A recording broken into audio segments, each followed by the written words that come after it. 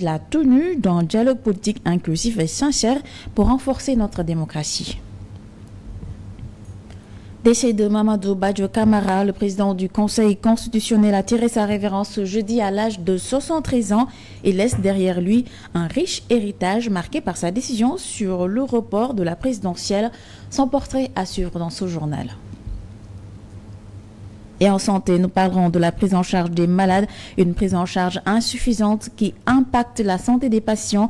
Plusieurs acteurs du secteur adhèrent à la démarche des autorités pour la mise en œuvre de stratégies dans le but de relever le plateau médical.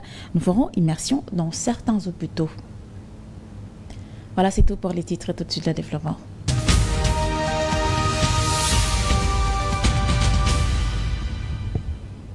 Mesdames et messieurs, bonsoir. Les leaders du Front pour la défense de la démocratie et de la République ont tenu une réunion cet après-midi, une réunion stratégique au siège de Tahaou, Sénégal. Ils ont fustigé la gouvernance du nouveau régime.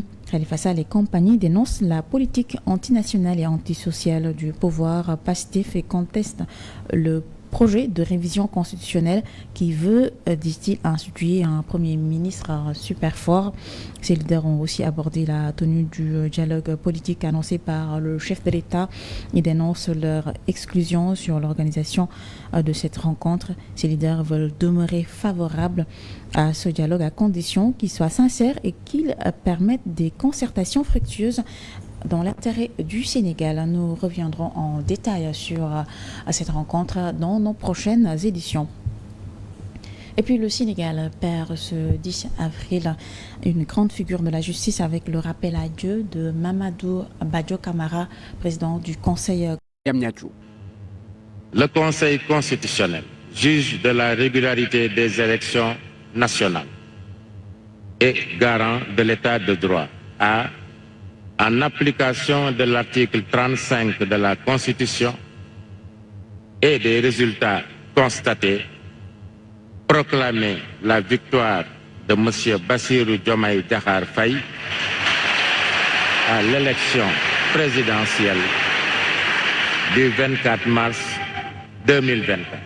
Alors que le respect de la limitation des mandats suscite souvent des débats, il ne s'est pas empêché de prodiguer des conseils au président élu.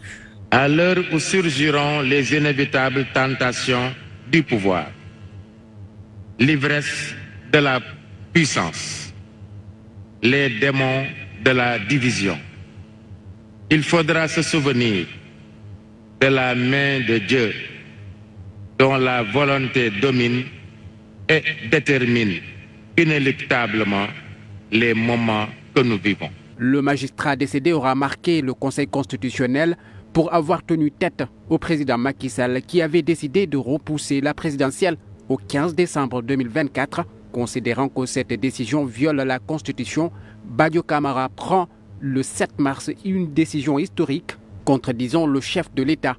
Il fixe ainsi la date du scrutin au 24 mars 2024.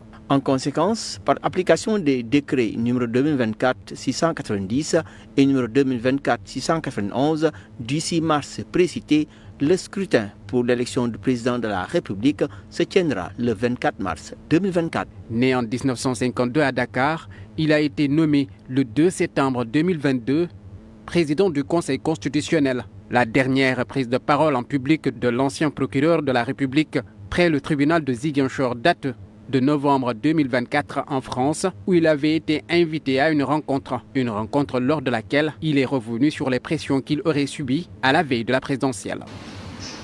Il y a eu beaucoup de tensions.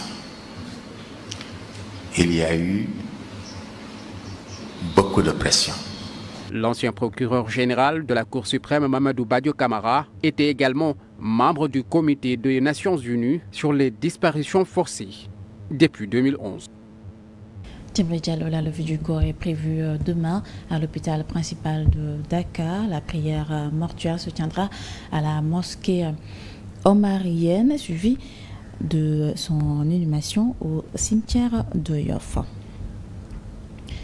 L'ancien ministre Mansour Faye a annoncé sur sa page Facebook avoir été une nouvelle fois empêché de sortir du territoire national. Il dit, je cite, « Je voudrais informer l'opinion nationale et internationale que j'ai été une nouvelle fois interdit d'embarquer dans le vol HF 0701 de ce jour, jeudi 10 avril 2025, à disposition de la notification de 2025 qui sont dans mes droits, dans quel état sommes-nous que la dictature s'est installée au Sénégal, les grands impacts demeurent à mes droits de citoyen libre. Voilà donc ce que l'ancien ministre Mansour Faye a publié sur sa page Facebook. Immersion dans les hôpitaux, des patients à cœur ouvert décrivent la mauvaise prise en charge des malades, une situation inconfortable. Ils demandent à l'État de les soutenir et d'aider le secteur sanitaire à prendre de l'envol. Moussa Malé. L'accueil et la prise en charge dans les hôpitaux, des mots qui peinent à être pris en charge à chacun, son traitement qui lui est réservé dans les structures de santé.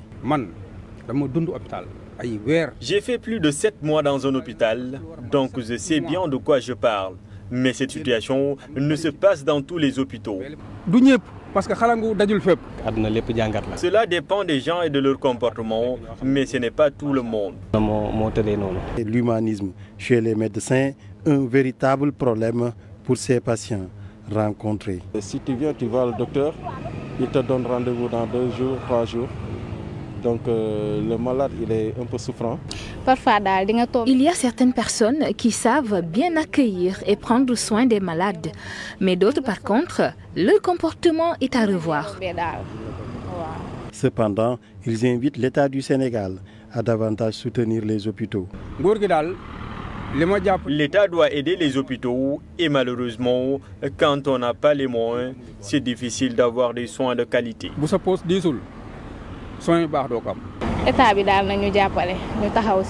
demandons à l'État du Sénégal de nous aider. C'est trop compliqué pour nous. La prise en charge des malades dans les structures de santé a toujours fait l'objet de débats dans la société. Nous parlons toujours santé. Le Sénégal renforce progressivement son cadre légal pour améliorer la prise en charge des patients avec un focus sur l'universalité des soins, la régulation pharmaceutique et la modernisation des infrastructures. Lors du Conseil des ministres d'hier, le président de la République a insisté sur les mécanismes d'amélioration de la prise en charge médicale. Omar Thiam nous en parle. Le système de santé sénégalais repose sur des textes légaux et des réformes récentes visant à garantir une prise en charge équitable et de qualité. Parmi les piliers, la couverture maladie universelle, instaurée en 2013, assure l'accès aux soins pour les populations vulnérables via des mutuelles de santé et de subventions publiques. L'assurance maladie obligatoire impose aux entreprises de plus de 300 salariés d'affilier leurs employés à des institutions de prévoyance maladie, couvrant 50 à 80% des frais médicaux. Le plan national de développement sanitaire et social de 2019-2028 structure les priorités, comme la modernisation des infrastructures et la lutte contre les maladies chroniques. En 2025, des mesures fortes ont été annoncées, notamment la relance du programme national de promotion de la citoyenneté et la réforme hospitalière pour améliorer la qualité des soins. Pour ce qui est des droits fondamentaux des patients, ils sont encadrés par l'accès aux soins gratuits pour les enfants de moins de 5 ans, les personnes âgées de plus de 60 ans et les césariennes. La confidentialité et le consentement éclairé, bien que non explicitement détaillés dans les textes, sont implicitement garantis par les normes éthiques médicales. La prise en charge des urgences avec des tarifs régulés. Dans cet arsenal juridique, il y a aussi les obligations des professionnels et structures de santé. En effet, les établissements publics et privés doivent respecter une hiérarchie de soins niveau 1 à 3 allant des postes de santé locaux Diallo au centre hospitalo-universitaire. Dans le cadre de la lutte contre les pratiques illégales, le gouvernement a renforcé le contrôle pour éradiquer la vente illicite de médicaments et les activités médicales non autorisées en collaboration avec l'Agence de réglementation pharmaceutique. Mais malgré les progrès, des lacunes subsistent, comme la pénurie de médecins, 1 pour 10 000 habitants, et l'inégalité d'accès aux soins hors de Dakar. Ousmane Ba, l'association sénégalaise pour le suivi et l'assistance aux malades mentaux, a réagi à la suite des mesures annoncées par le Premier ministre Ousmane Sonko dans le but de résoudre les problèmes liés à la prise en charge de la santé mentale au Sénégal. Assam s'oppose à la révision de la loi relative au traitement des maladies mentales. Ansoumana John, qui estime que les urgences sont ailleurs, demande tout simplement le départ du ministre Ibrahim Sy. Il est avec Djamabaya. La révision de la loi relative au traitement des maladies mentales et au régime d'internement de certaines catégories d'aliénés figure au cœur des réformes annoncées par le chef du gouvernement pour améliorer la prise en charge de la santé mentale au Sénégal. Ousmane Sonko a demandé à cet effet la mise en place d'un comité ad hoc pour finaliser les travaux d'ici la fin du mois d'août prochain. L'Association sénégalaise pour le suivi et l'assistance aux malades mentaux juge impertinente cette mesure. Le problème, ce n'est pas cette loi. Cette loi n'est pas obsolète, oui, même si elle date de 1975.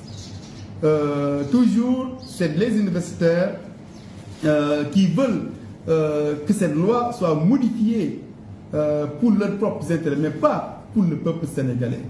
D'après Ansoumana Dione, le Premier ministre Ousmane Sonko a été induit en erreur. Il ignore les facteurs à l'origine des manquements notoires dans la gestion de la santé mentale au Sénégal.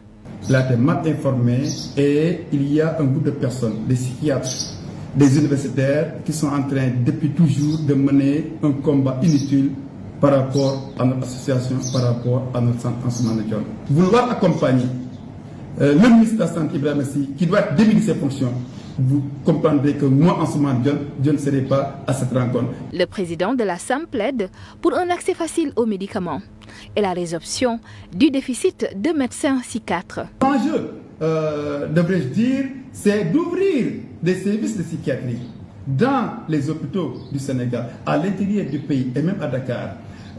Vous savez, le problème du Sénégal, c'est l'accès aux soins et aux médicaments. Sur ces points, il est pourtant en phase avec le Premier ministre. Lors du Conseil des ministres, Ousmane Sonko a insisté sur l'urgence d'assurer l'intégration des soins psychiatriques dans les services de santé primaire.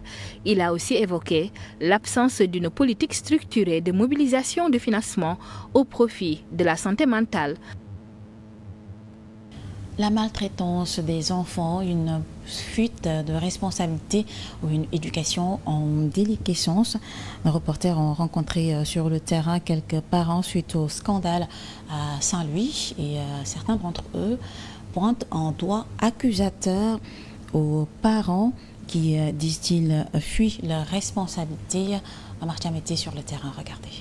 La maltraitance que subissent les enfants reste inacceptable, mais existe malgré tout sous nos cieux. Une atteinte qui interpelle bien des parents, notamment ceux rencontrés à la Médina.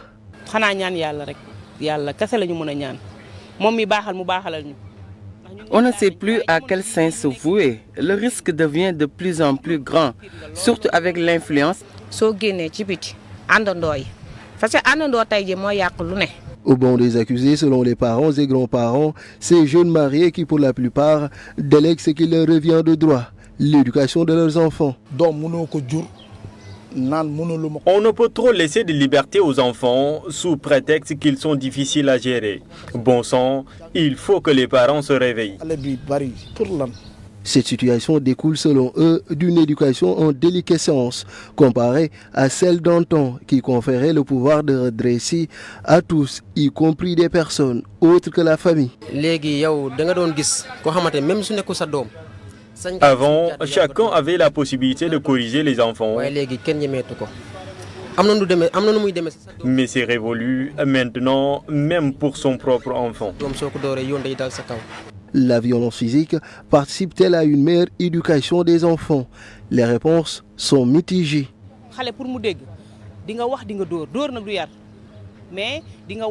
Parfois, la politique du bâton s'impose, bien que ça risque sur le long terme de ne plus avoir d'effet. Autre piste avancée, un dialogue franc et une relation empreinte de tendresse entre parents et enfants afin de veiller à l'épanouissement des tout-petits. Suite à la mort d'un jeune garçon fauché par un train minier des ICS, la mairie de la ville de Thiès et l'ensemble des acteurs concernés ont tenu une réunion sur la sécurité ferroviaire. Babacar Diop est revenu sur les points essentiels de cette rencontre. Nous l'écoutons ici avec Binta Traoré. Tout au long de la voie ferrée, une bonne partie n'est pas clôturée. Et donc ça, c'est au niveau du diagnostic. Et par contre, aussi, il y a beaucoup de passages à niveau clandestin et qui posent aussi beaucoup de problèmes. Et donc, il y a un manque de visibilité, surtout au niveau de ces passages à niveau clandestin. Et ces passages à niveau peuvent être à l'origine donc des accidents. Et dans le diagnostic fait, il est constaté qu'il y a des lotissements qui sont à près de 3 mètres donc, de la voie ferrée. 3 mètres. Il y a une activité de commerce qui se développe donc, à 1 mètre donc, de la voie ferrée. Donc tout ceci constitue des problèmes qui fait qu'il est nécessaire aujourd'hui de dégager une stratégie non seulement pour protéger les humains, mais aussi pour protéger donc, les animaux. Donc, et ça, nous sommes tous tombés d'accord sur la nécessité de développer cette stratégie. 2 pirogues ont chaviré mercredi à hauteur du quartier Hydrobase, non loin de Guet-Ndar. C'est à Saint-Louis. Aucune perte en vie humaine, mais les pêcheurs indexent le nouveau régime et l'appellent à poser des actes concrets concernant l'embouchure. En tout cas, nous demandons, nous, des pêcheurs de Guet-Ndar, de nous venir en aide pour réparer la brèche de Saint-Louis, parce que cela cause autant de problèmes. Et ce sont des gens qui disparaissent, des pêcheurs qui disparaissent. Ce sont des pirogues qui sont cassées. Il suffit d'avoir 100 millions et le lendemain, investir cette somme dans la réparation. C'est le cas des 2 pirogues qui ont été emportées. Alors, c'est dommage. Et ce sont près de 20 millions qui ont été encore investis. C'est difficile pour nous. Donc, que l'État fasse le nécessaire pour nous venir en aide, et c'est tout à fait normal. Nous sommes fatigués. Nous sommes très fatigués. Ce que nous voulons, c'est que l'État agisse vite. Le syndicat des travailleurs de la pêche et de l'aquaculture décide de suspendre son mot d'ordre de grève initialement prévu les 14 et 15 avril 2025. Cette décision fait suite à une audience jugée satisfaisante avec le ministre de la Pêche. Parmi les points soulevés figure notamment le retard du paiement des indemnités depuis janvier 2025. Sur ce, Omar Dramé a salué la levée des blocages administratif.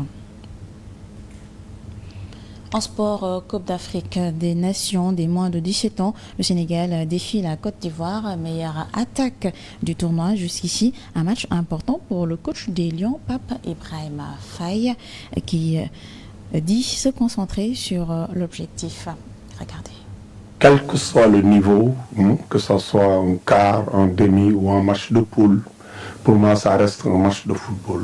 C'est pas les mêmes jours, c'est pas les mêmes joueurs, c'est pas la même. Pour nous, c'est devenu une histoire. Ça ne nous fait rien. On a même oublié cette histoire de match des seniors. Donc nous, on est là pour préparer, pour jouer une Coupe d'Afrique de la catégorie cadette. Et si je vous dis, je n'ai peur de personne, vous pouvez me croire. Je crois quand même à la réussite. Je suis un sportif très fair play. La Côte d'Ivoire peut gagner ce match et je leur dirai bravo. Mais nous ne sommes pas là en victime expiatoire. Nous sommes là vraiment pour gagner la Côte d'Ivoire et continuer notre chemin. Actualité hors de chez nous, la Cour internationale de justice examine ce jeudi la plainte du Soudan contre les Émirats arabes unis pour complicité de génocide au Darfour. Khartoum demande à la Cour de reconnaître le rôle des Émirats et de les contraindre à payer les réparations. Nous irons également en Europe et en Israël. Le tour d'horizon, c'est avec Omar Sissi. Dans une requête déposée le 4 mars, Khartoum